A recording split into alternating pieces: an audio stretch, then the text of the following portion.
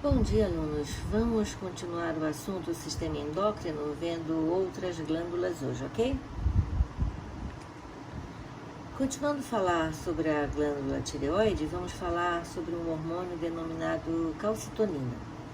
A calcitonina é responsável pelo controle do nível de cálcio no sangue e assim estimula a incorporação de cálcio nos ossos e aí diminui a concentração de cálcio no sangue.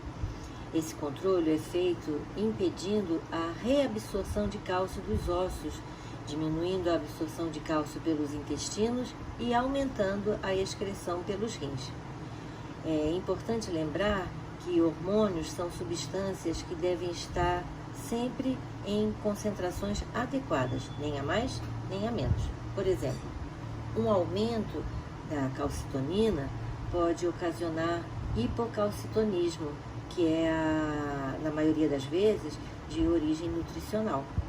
Então, quando há aumento de cálcio no sangue, ocorre estímulo à produção de calcitonina, que vai atuar nos ossos, e aí teremos aumento da deposição de cálcio nos ossos e diminuição da concentração de cálcio no sangue.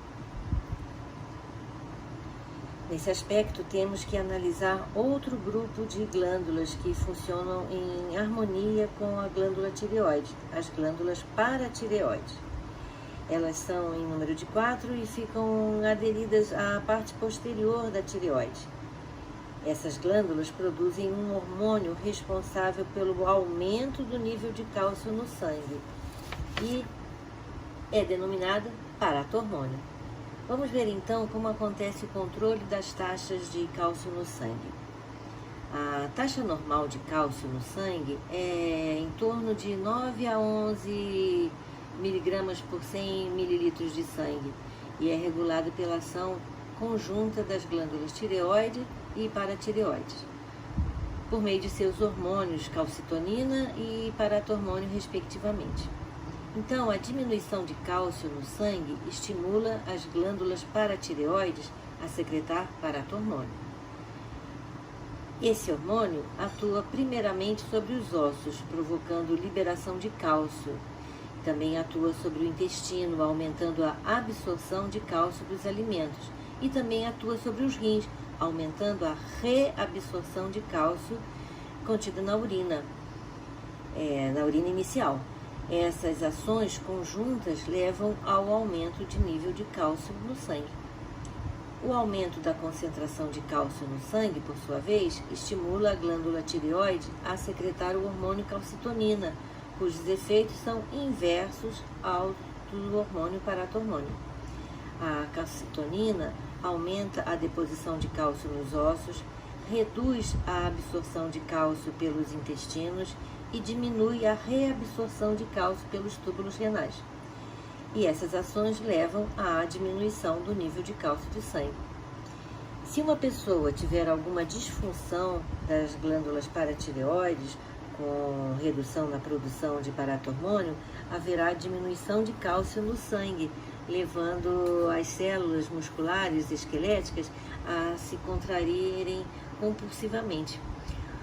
O caso da pessoa não seja tratada com a administração de paratormônio ou de cálcio, pode acontecer uma contração intermitente dos músculos, quando chamamos de tetania muscular, apesar de não ter nada a ver com a bactéria causadora do tétano, a Clostridium tetani, tá? E pode até mesmo levar à morte.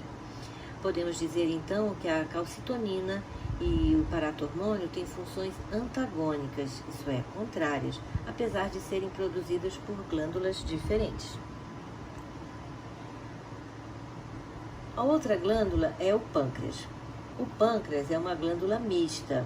Nós já estudamos o pâncreas quando estudamos o sistema digestório, né? Porque ele vai produzir o suco pancreático, que além de ter suas funções enzimáticas, vai atuar na diminuição da acidez do quimo e aí protege o duodeno. Vocês lembram? Hoje nós vamos estudar a função endócrina do pâncreas. A parte endócrina do pâncreas é constituída por centenas de aglomerados de células denominadas ilhotas de Langerhans. E essas têm dois tipos de células beta, que representam 70% e produzem o hormônio insulina, e o tipo alfa, responsável pela produção do hormônio glucagon. Ambos estão relacionados com o metabolismo da glicose. Quando nos alimentamos de carboidratos, isso é, de açúcares, a taxa de glicose no nosso sangue aumenta, após a absorção no duodeno. A insulina, que é um hormônio produzido pelo pâncreas, facilita a absorção de glicose pelos músculos esqueléticos, pelo fígado e pelas células do tecido gorduroso. E isso leva a uma diminuição na concentração da glicose circulante no sangue. Nas células musculares e nas células do fígado, a insulina promove a união das moléculas de glicose entre si e a formação de glicogênio, que é uma reserva de glicose para um momento de jejum. Quando realizamos esforços musculares intensos, o glicogênio dos músculos é quebrado e é originado, então, moléculas de glicose que são usadas como combustível na respiração celular para a produção de energia. Nos intervalos entre as refeições, o glicogênio armazenado no fígado é quebrado, liberando glicose no sangue para uso das demais células do corpo, então. E o glucagon, que é um outro hormônio produzido pelo pâncreas. Ele tem um efeito inverso ao da insulina. Ele leva ao aumento do nível de glicose no sangue. Esse hormônio estimula a transformação do glicogênio em glicose no fígado e também de outros nutrientes em glicose. Portanto, insulina e glucagon têm efeitos antagônicos no nosso corpo. Então, vejo aqui no desenho. Vamos ver, como eu falei, a gente come, aumenta a taxa de glicose no sangue, que estimula as células beta a produzirem insulina. O fígado, então, vai absorver essa glicose do sangue e armazenar sob a forma de glicogênio, se ela não for usada, E aí acontece uma baixa da taxa de glicose no sangue. E aí vai inibir as células beta e vai estimular as células alfa a produzir o glucagon. E aí o fígado vai quebrar esse glicogênio que foi guardado e liberar glicose novamente. Então, o ciclo se fecha. A alta de glicose estimula as células beta e inibe as células alfa. A baixa de glicose inibe as células beta e estimula as células alfa. As células beta produzem insulina e as células alfa produzem o glucagon. Então, eles são hormônios que agem de forma antagônica.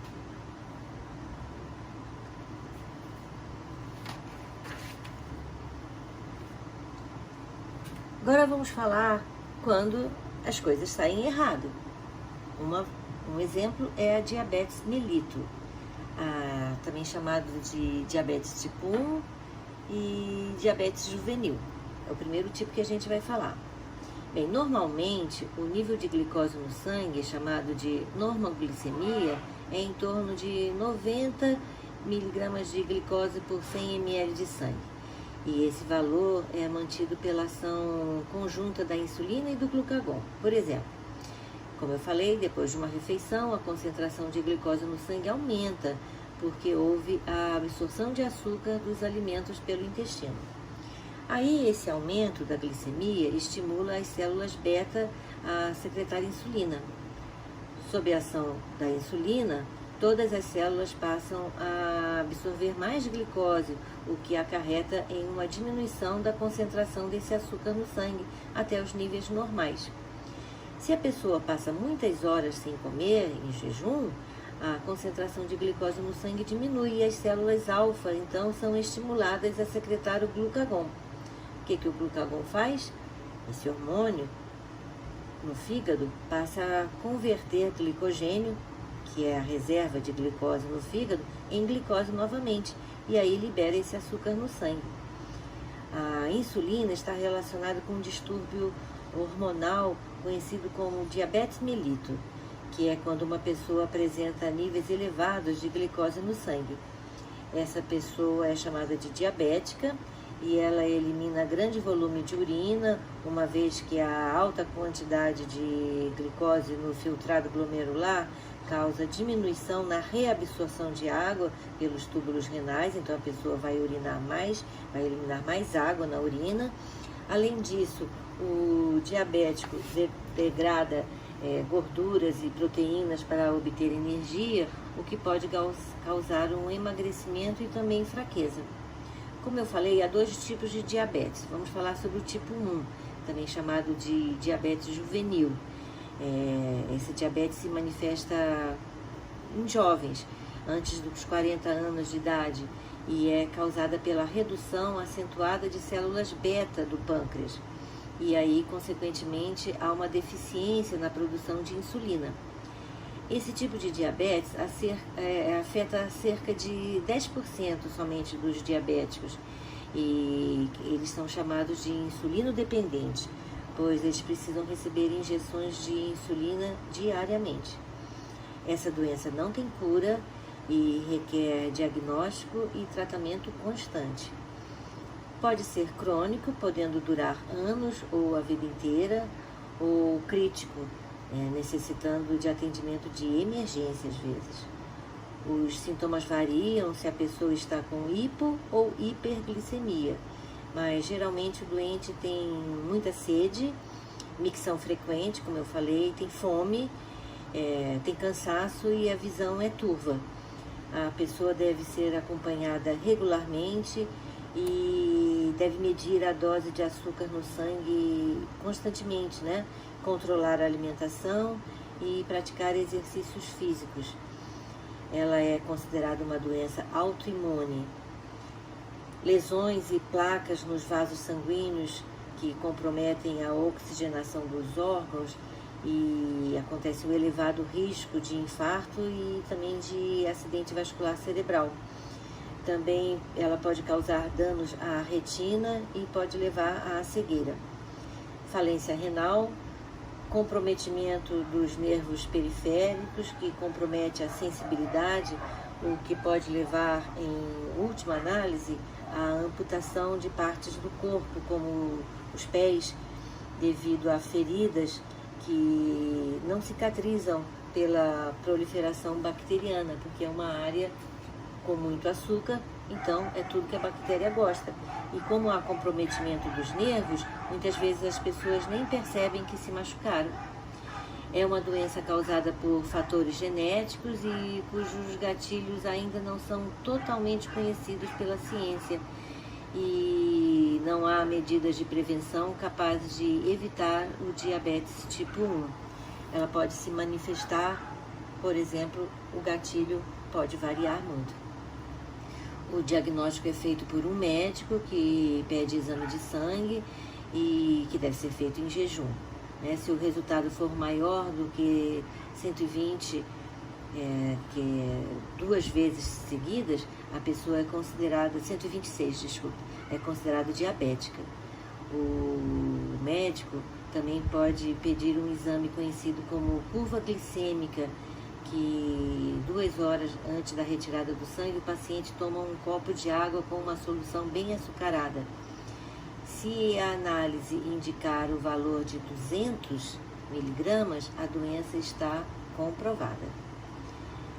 Essa pessoa deve fazer uma dieta e priorizar alimentos integrais, ricos em fibras, em detrimento de aqueles com carboidratos simples, como pão e massas brancas, por exemplo. A supervisão de um nutricionista é muito importante para tirar dúvidas quanto à alimentação. Diabetes tipo 2. Ela geralmente se desenvolve depois dos 30, 40 anos de idade e a pessoa apresenta níveis praticamente normais de insulina no sangue, mas sofre uma redução no número de receptores de insulina nas membranas das células musculares e adiposas. Com isso, diminui a capacidade dessas células de absorver a glicose do sangue. Esse tipo também requer diagnóstico médico e os sintomas também incluem aumento da sede, micção frequente, fome, cansaço e também visão turva, mas em alguns casos pode não haver sintomas. O tratamento inclui exercícios físicos diários, uma dieta equilibrada e medicamentos. Ela está diretamente relacionada ao sobrepeso, ao sedentarismo, triglicerídeos elevados, a pressão alta, hipertensão e maus hábitos alimentares. Deixa os pacientes mais vulneráveis a derrames e também a infartos, já que a diabetes tipo 2 dificulta a passagem de sangue pelas artérias. Em alguns casos, é necessário usar insulina, sempre com orientação médica e também orientação de um nutricionista para controlar a dieta. E também é aconselhável, como eu falei, a prática de exercícios físicos. Está sendo uma preocupação grande na saúde pública do Brasil pelo aumento do número de pessoas sedentárias, principalmente durante a pandemia, o aumento do número de pessoas com sobrepeso e pessoas obesas e principalmente também caso de obesidade ainda em crianças. Nesse slide aqui nós vamos ver a simulação do diabetes tipo 1 e diabetes tipo 2, em comparação com uma pessoa saudável. Então, no diabetes tipo 1, não há produção de insulina, E no tipo 2, apesar do pâncreas produzir insulinas, não há receptores suficientes, que permitam a combinação da insulina com a glicose, fazendo com que haja muita glicose no sangue e falta de glicose dentro da célula. Um sinal verde para taxas de até 99 miligramas. Um sinal amarelo para a taxa de 100 a 125 e vermelho para mais de 126. Essa outra figura aqui mostra que a quantidade de açúcar no sangue, no caso de pessoas diabéticas, é muito maior no sangue do que de uma pessoa normal. Então essas bolinhas alaranjadas aqui estão representando o açúcar, E a pessoa que tem diabetes tem muito mais açúcar no sangue do que uma pessoa normal. E essa outra aqui está dizendo que a insulina estimula as células a remover a glicose do sangue, como nós já vimos, Outra glândula que nós vamos falar são as glândulas suprarrenais. Elas se localizam sobre os rins, aqui acima dos rins, ou em cima dos rins, e ela é composta de medula e córtex, que a medula é a porção mais interna e o córtex é a porção mais externa. A parte medular das suprarrenais produz 2 hormônios, a adrenalina, ou também conhecida como epinefrina, e a noradrenalina, e também conhecida como norepinefrina. Durante uma situação de estresse, ou de um susto, ou de uma grande emoção, por exemplo, o sistema nervoso estimula a parte medular da suprarrenal a liberar adrenalina no sangue. E sob a ação desse hormônio, os vasos sanguíneos da pele se contraem e a pessoa fica pálida, É como a gente diz, a pessoa ficou branca de susto, porque o sangue passa a se concentrar nos músculos e nos órgãos internos. E aí prepara o organismo para uma resposta vigorosa. A adrenalina também causa taquicardia, também causa aumento da pressão arterial e uma maior excitabilidade do sistema nervoso. Essas alterações no metabolismo permitem que o organismo dê uma resposta rápida em uma situação de emergência. A noradrenalina é liberada em doses mais ou menos constantes, independentemente da liberação de adrenalina. A sua principal função é manter a pressão sanguínea em níveis normais e também transmitir sinais nervosos que ajudam a regular as funções cerebrais importantes como o humor, a concentração e a atenção e a memória. A noradrenalina é usada em UTIs nas manobras de ressuscitação cardiopulmonar. Neste caso, a droga é usada como vasoconstritora e também é usada em casos de choque séptico, quando a noradrenalina é utilizada como uma droga vasopressora, uma vez que no choque séptico é comum um aumento da vasodilatação, o que ocasiona a hipopressão arterial. A adrenalina é chamada de hormônio do medo. Vocês já perceberam que quando, por exemplo, estamos passando por uma rua e de repente o cachorro tenta nos morder, né, com esse susto, facilmente nós conseguimos subir no muro alto ou mesmo correr mais do que o normal.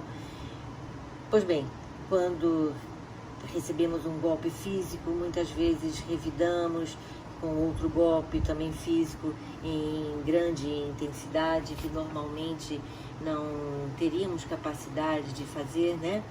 E depois que o susto passa, nós vamos nos surpreender ao ver do que nós fomos capazes de fazer. Pois bem, essa é uma reação momentânea causada por uma descarga a mais de adrenalina que nos leva a ter uma reação, um comportamento muito maior do que o normal, do que normalmente nós teríamos. Mas o sistema nervoso acelerou e aumentou a liberação de adrenalina no nosso corpo e deixou o nosso corpo pronto para responder a um ataque surpresa. É uma defesa do organismo. Vocês já ouviram falar que a adrenalina vicia? Pois bem, o vício não é especialmente em adrenalina, e sim em 3 substâncias e na sensação de prazer que essas substâncias trazem: a adrenalina, endorfina e dopamina. Já já nós falaremos sobre isso. A parte do córtex produz hormônios genericamente conhecidos como corticosteroides. Um grupo deles atua na produção de glicose a partir de proteínas e gorduras. Esse processo aumenta a quantidade de glicose disponível para ser usada como combustível em caso de resposta a uma situação estressante. O principal hormônio desse tipo é o cortisol, que é também conhecido como hidrocortisona, porque essa substância tem a propriedade de deprimir o sistema de defesa corporal e torna o organismo mais suscetível a infecções. Outro grupo regula o balanço de água e de sais no organismo, que é a aldosterona. Por exemplo, ela é um hormônio que aumenta a retenção de íons de sódio pelos rins, causando retenção de água no corpo e, consequentemente, aumenta a pressão sanguínea. A liberação de aldosterona é controlada por substâncias produzidas pelo fígado e pelos rins em resposta a variações na concentração de sais no sangue. Em casos de depressão emocional, pode atuar sobre o hipotálamo, afetando as glândulas suprarrenais. E isso possibilita que aconteça o aumento da pressão sanguínea e também possibilita outras alterações metabólicas, como alterações no aproveitamento da glicose. E a persistência de uma situação como essa, de estresse, pode resultar em doenças como a depressão do sistema imunitário, por exemplo, e o que torna o indivíduo mais suscetível a infecções, e isso contribui para o surgimento de úlceras, também pode aumentar a pressão, pode causar aterosclerose e até diabetes mellitus. E também atualmente acredita-se que este quadro de depressão pode levar ao aparecimento de diversos tipos de cânceres. Então aqui está resumindo tudo o que falamos antes sobre as funções desempenhadas por esses 2 hormônios produzidos pelas glândulas suprarrenais. O nível do cortisol pode provocar sintomas como ganho de peso, acúmulo de gordura no pescoço e nos ombros, estrias no abdômen, crescimento excessivo de pelos nas mulheres, menstruações irregulares, também fraqueza e perda de massa muscular nas pernas, depressão e mau humor e também osteoporose. Voltando a falar sobre o vício, entre aspas, em adrenalina, vamos citar aqui um exemplo. Uma pessoa que é um surfista de ondas gigantes ou salta de bump jump, esses esportes radicais. Quando o surfista, por exemplo, está passando parafina na prancha, ele recebe uma descarga de adrenalina, que é o mediador químico que prepara o corpo para duas reações primordiais à vida: a fuga e a luta. E daí vem o aumento da frequência cardíaca, a dilatação das pupilas e a redistribuição do fluxo sanguíneo, que manda mais sangue para os músculos. E aí, durante a prática do esporte, entra em ação a endorfina, que é um outro mediador químico que tem a capacidade de amortecer a dor e também o desconforto provocados por eventuais lesões durante a prática do esporte. Daí muita gente só percebe que se machucou depois que a atividade acaba, e aí o corpo, entre aspas, esfria. Por fim, entra em cena a dopamina, que atua no centro do prazer do sistema nervoso e é o hormônio responsável pela sensação de satisfação ao final de um campeonato, de uma prova. Algumas pessoas têm uma regulagem diferenciada de dopamina. Quanto maior a quantidade liberada, mais o indivíduo precisa dela, e se ficar sem a sua dose diária de dopamina, pode até entrar em um estado de depressão ou se tornar agressivo. Alguns psicólogos atualmente afirmam que isso pode se tornar um tipo de vício, mas muito ainda se tem que descobrir sobre esse assunto. Lógico que nem se pode afirmar que todo atleta de esporte radical é um viciado, claro. Ele não é um viciado em correr riscos, mas há uma chance maior que ele se envolva em situações de grande risco. Para terminar essa aula, alunos, eu gostaria de ler para vocês, de falar para vocês um quadrinho que eu li, tá? E algumas atitudes menos perigosas, vamos dizer assim, que podem igualmente causar aquele sentimento gostoso de felicidade. Por exemplo, 4 segredos para estimular a felicidade. Para produzir dopamina, que é a recompensa química, você pode completar uma tarefa, comer uma comida saudável, dormir o suficiente, comemorar pequenas vitórias, praticar o autocuidado.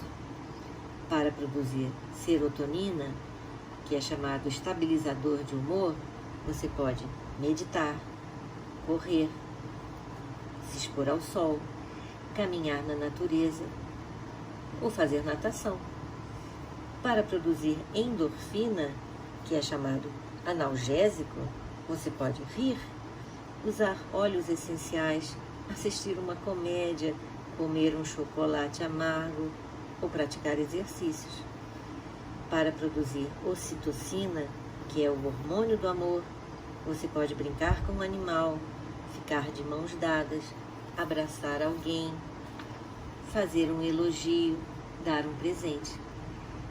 Essas são algumas ideias comprovadas pela ciência para estimular os hormônios que geram as recompensas cerebrais que nós tanto precisamos para sermos felizes, não é? Agora é com vocês. Até a próxima aula.